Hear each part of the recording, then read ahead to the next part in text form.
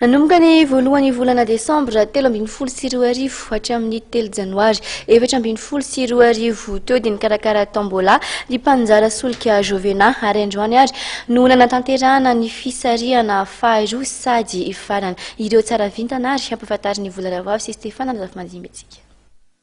Loka 2024 no natotry ny mpanjara solika Jovena ary nosarihana androany tesy amin'ny Jovena Ivandry ny tsara vitana tao anatin'ny lalao tombola notanterahana ny voalohany volana Desambra 2024 hatramin'ny 3 Janoary lasa teo.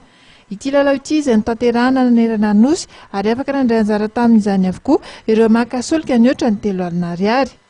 Rasoa Avlonirina Nomenjanary Angela avy any Morondava ary Rafetrarson Anfeny Manantsoa avy any Paravaravola ary ireo tsara vitana avoasarika nazy scooter izay anisan'ny loka goavana tao anatin'ny lalao. Androany zany le fisarihana farany tamin'le tombola Jovena natomboka tamin'ny Desambra. Dia sarihana androany ireo scooter anankiroa sy ireo plein carburant nisy 20 miampy loka madinika mihoatra amin'ny 200. Ny olona lalao aloha zany dia le olona rehetra afaka mividy carburant mihoatra ny 3 alina ariary 30 000 ariary. Dia nandritry n'io fotoana io zany hoe nanomboka tamin'ny 1er janvier ka hatramin'ny 1er décembre azafady ka hatramin'ny 3 janvier.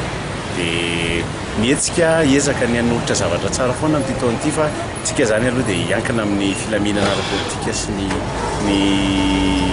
fiainam-pirenentsika fa naizana zany amin'ny toko Jovena fa hiezaka amin'ny zavatra tsara ho ampanjifa foana izay isaoranay manokana eto fa no zareo nahatonga anay azahoanay ny voalohany amin'ny réseau-na station service amin'izao fotoana izao satria ray amin'ny olona telo amin'izao fotoana izao no misafidy ny Jovena.